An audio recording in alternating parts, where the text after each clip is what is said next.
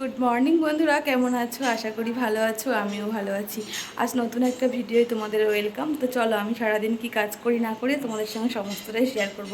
তবে আজকে অনেক বেজে গেছে, এখন বাজে 7:59, তার মানে 8টা বেজে গেছে। আমি 8টা থেকে ব্লগটা স্টার্ট করলাম। তো একদম আমি চা খেতে বসে পড়েছি। সবাইকে আমার চা দেওয়াও হয়ে গেছিলো। চা খাচ্ছিলাম আর ভাবছিলাম চাটা খেয়ে ফুল তুলতে যাব। তো আমি আগে বেলপাতা নিয়ে চলে এসেছি। তারপর গাছে অপরাজিতা ফুল ফুটেছিল দুটো, সেটাও তুলে নিয়েছি। তুলে ঠাকুর ঘরে রেখে দিয়ে এসে আমি একদম আমার ঘরে চলে এসেছি। সেটা প্রতিদিনই তোমাদের সঙ্গে আমি শেয়ার করি যে আমি ঘরের কাজ না সেরে আমি বাইরে যেতে পারি না, কারণ ঘরের কাজ সেরে তারপর বাইরে আমি কাজে হাত দিই, না হলে এই কাজগুলো আমার আর করা হয় না, দেরি হয়ে যায় অনেক। তো দেখা যাক আজকে আমি কি ভাত বসাই না কি জলখাবারে কিছু করি। ইচ্ছে আছে ভাত বসানো অবশ্যই, কারণ আজকে জল ঢালা ভাতও নেই আর মুড়ি খাওয়ার কোনো ইচ্ছে নেই। তো একদম ঝাঁট দিয়ে আমি প্রতিদিনের মতন ঘর থেকে বেরিয়ে যাব। ঝাঁট দিতে দিতে ভাবছি যে কি রান্না করব সকালে, ওটাই ভাবছিলাম কি রান্না করব আর কি করব, সারাদিন শুধু এইগুলোই ভাবতে ভাবতে আমাদের চলে যায়।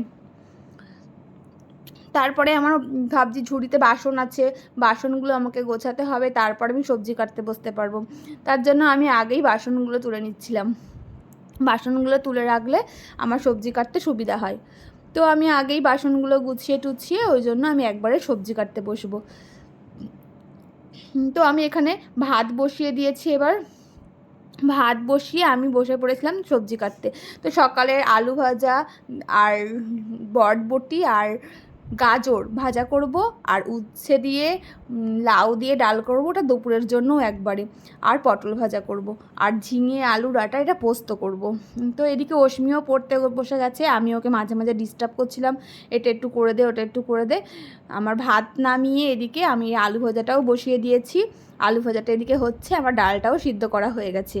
এদিকে আমি আগের দিনের চাল ভাজাটা এনেছিল, সেটা আমার ঢালা হয়নি। তো আমি এটাকে ঢেলে নিচ্ছি, না হলে এটা আবার নিগড়ে যাবে, এটা আবার নষ্ট হয়ে যাবে, খাওয়া যাবে না। আর তার জন্য আমি এটাকে আগেই ঢেলে নিলাম।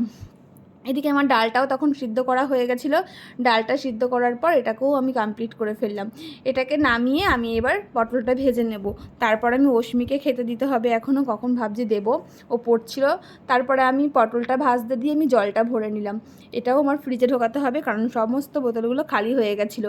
আর এই গরমে ঠান্ডা জল না হলে একটু ভালো লাগে না। তারপর আমি খেতে বসে পড়েছিলাম, খেতে বসে পড়িনি এত তাড়াতাড়ি। তো আমি আলু সিদ্ধ মাখছিলাম, আলু সিদ্ধ মেখে আমি অশ্মিকে খেতে দেবো বলে তাড়াতাড়ি করছিলাম, যে ওর দেরি হয়ে গেছিলো খেতে।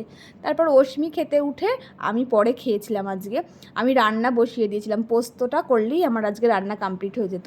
তার জন্য ভাবলাম আমি একদিকে করে নিই, তারপরে অন্য কাজে হাত দেবো।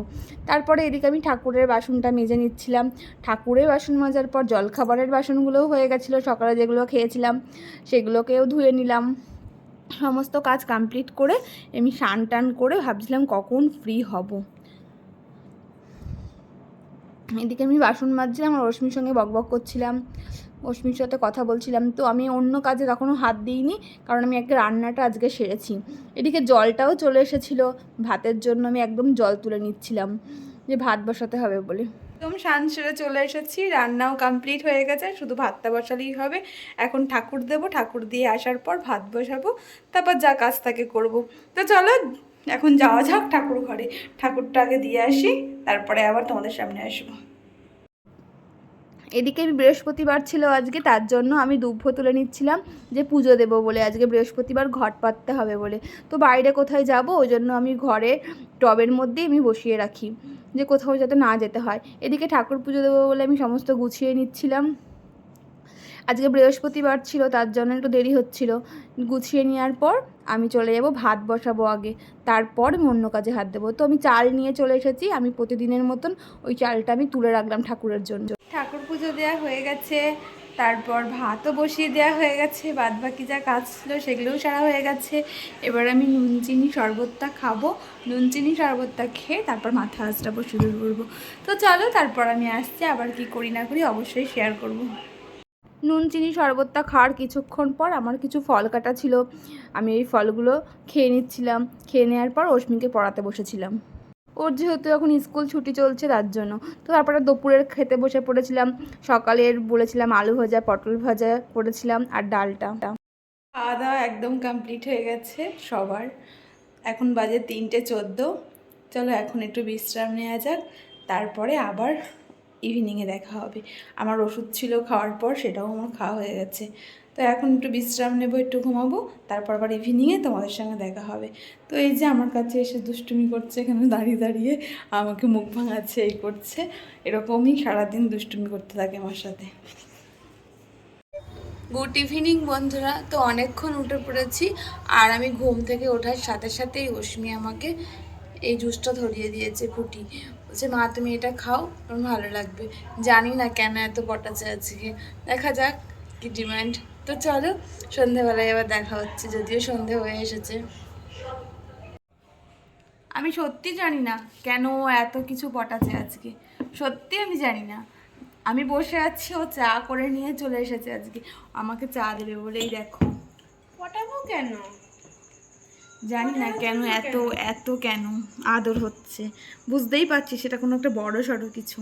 তো দেখা যাক কি হয়। তো এখন আপাতত চাটা খাওয়া যাক।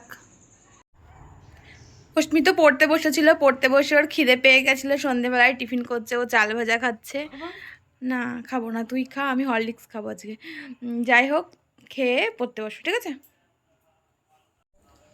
আমি তো বললাম, অশ্মি তখন চাল ভাজা খাচ্ছিল, আমাকে খেতে বললো। আমি খাবো না, কারণ আমি অনেকদিন হয়ে গেল হরলিক্সটা খাইনি, তার জন্য ভাবলাম আজকে হরলিক্সটা খাবো। তো চলো আমরা খাওয়া দাওয়ার পর আবার তোমাদের সাথে পরে দেখা হচ্ছে, অশ্মি যখন পড়াতে বসবো। তারপর তো অশ্মি পড়তে বসে পড়েছিল, তারপর আমরা একদম রাতের খাওয়া দাওয়ার জন্য বাইরে চলে এসেছিলাম। তো রাতের খাওয়া দাওয়ার জন্য একদম পোস্ত আর ভাত, আজকে আর কিছু করিনি। খাওয়া দাওয়া একদম কমপ্লিট, সমস্ত কাজও কমপ্লিট। 11:26 বেজে গেছে। তো চলো এই ব্লগটার বেশি বড় করলাম না। তোমরা সবাই ভালো থেকো, সুস্থ থেকো, আবার নতুন একটা ভিডিওই তোমাদের সাথে দেখা হবে। তো চলো, গুড নাইট, টাটা।